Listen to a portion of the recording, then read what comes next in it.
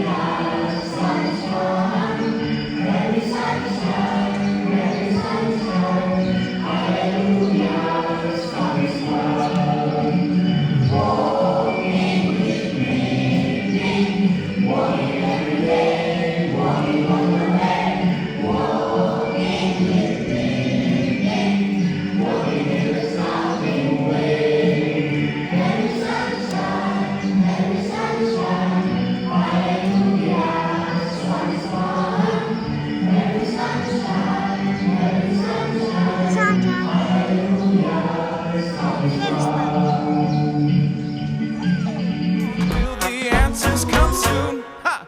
We have waited so long.